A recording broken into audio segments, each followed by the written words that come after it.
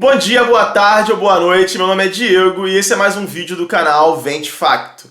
No vídeo de hoje nós vamos falar sobre um assunto que eu gosto muito, que são rochas sedimentares. Antes de começar o vídeo, eu sugiro que você veja o vídeo que eu fiz sobre intemperismo, porque entender o intemperismo é fundamental para entender as rochas sedimentares. O link do vídeo vai estar ou na descrição, ou na tela, ou nos dois, ainda não sei. Primeiramente, as rochas sedimentares são um dos 3 grandes grupos de rochas. Nós temos as rochas ígneas, as rochas metamórficas e as rochas sedimentares. Todo produto sólido ou dissolvido do intemperismo é chamado de sedimentos. E esses sedimentos podem ser divididos em 3 tipos. Os sedimentos detríticos ou siliciclásticos, que eu vou explicar, os termos não são exatamente a mesma coisa. Os sedimentos químicos e os sedimentos bioquímicos. Os sedimentos detríticos são todos os sedimentos sólidos resultados do intemperismo.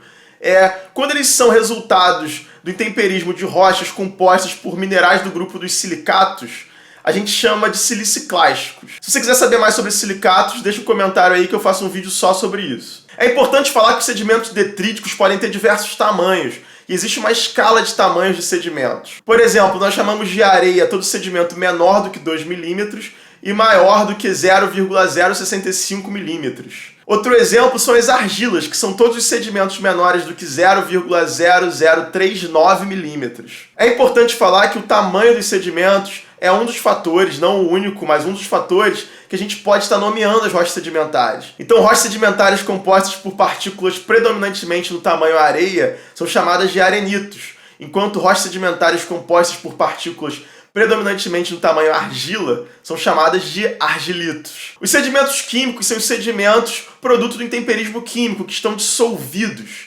E esses sedimentos, por mudanças no meio, mudanças físico-químicas no meio, eles podem precipitar, ou seja, eles podem voltar a ser sólidos e formar rochas químicas. Essa precipitação ela pode ser induzida pela vida. E quando ela é induzida pela vida, nós dizemos que esses sedimentos são sedimentos bioquímicos. Outro fator para chamar um sedimento de bioquímico é quando esse sedimento ele é composto por partes de organismos, como conchas e carapaças. Eles acabam se comportando como detritos, como sedimentos detríticos, mas eles têm origem biológica. Os sedimentos, depois que eles são produzidos, eles podem ser transportados para outros locais. E após o transporte, eles são depositados. E depois que eles são depositados, podem haver mudanças físico-químicas desses sedimentos que vão ocasionar mudanças e vão transformar eles em rocha, vão ocasionar o processo de litificação desses sedimentos. Essas mudanças físico-químicas são chamadas de diagênese e é uma etapa fundamental na transformação de sedimentos em rochas sedimentares. Os 2 principais processos de diagênese são a compactação e a cimentação. Existem outros processos de diagênese, mas eu não vou entrar em detalhes nesse vídeo. A compactação ocorre quando os sedimentos são depositados e sobre eles os agentes de transporte continuam trazendo e depositando mais material.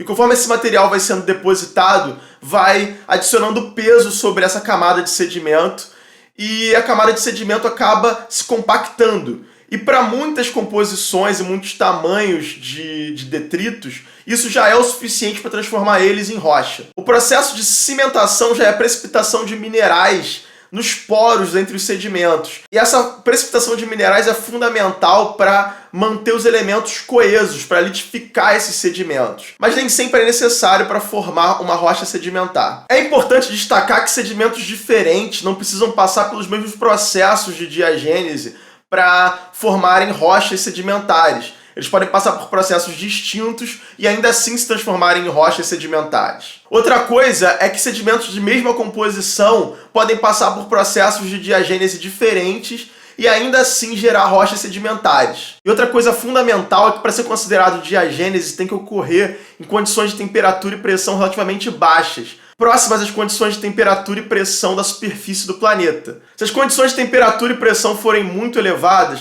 já vamos entrar no campo de um outro processo conhecido como metamorfismo.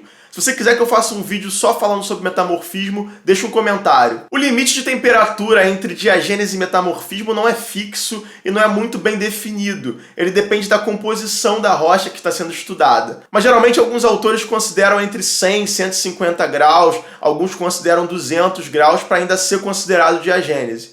E acima disso já vai ser considerado processos metamórficos. Então as rochas sedimentares produzidas por sedimentos detríticos são chamadas de rochas sedimentares detríticas. Naquele caso de serem formadas por sedimentos siliciclásticos, nós chamamos de rochas sedimentares siliciclásticas. No caso de rochas sedimentares formadas por sedimentos químicos, nós chamamos de rochas sedimentares químicas.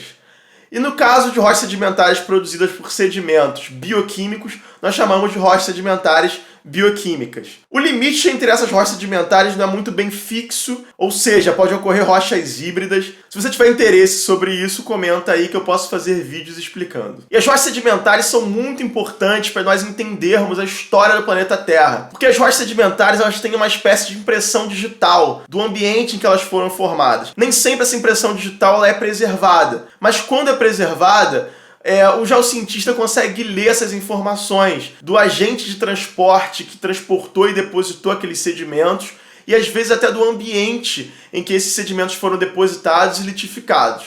Além disso, são nas rochas sedimentares que se formam os fósseis. E eu vou fazer um vídeo só sobre fósseis. Mas é importante saber que a associação do estudo dos fósseis com as rochas sedimentares que eles estão presentes e as características delas fornecem informações importantíssimas para a gente conseguir entender ambientes e até onde esses organismos viviam e o hábito de vida desses organismos. Além disso, os tipos de organismos presentes nessas rochas sedimentares, eles dizem para a gente também informações sobre o ambiente em que essas rochas foram formadas. É importante falar que esse vídeo não tem como objetivo esgotar todos os assuntos envolvendo rochas sedimentares, e sim falar um apanhado geral sobre elas de uma forma bem acessível. E se você quiser que eu aprofunde em algum outro tópico, por favor, deixa eu saber e deixa seu comentário aí. Se você gostou do vídeo também, curta, compartilhe e se não é inscrito no canal, se inscreva. Quanto mais o canal crescer, mais eu vou conseguir estar trazendo conteúdo sobre geociências para vocês. Então até a próxima, um abraço, tchau, tchau!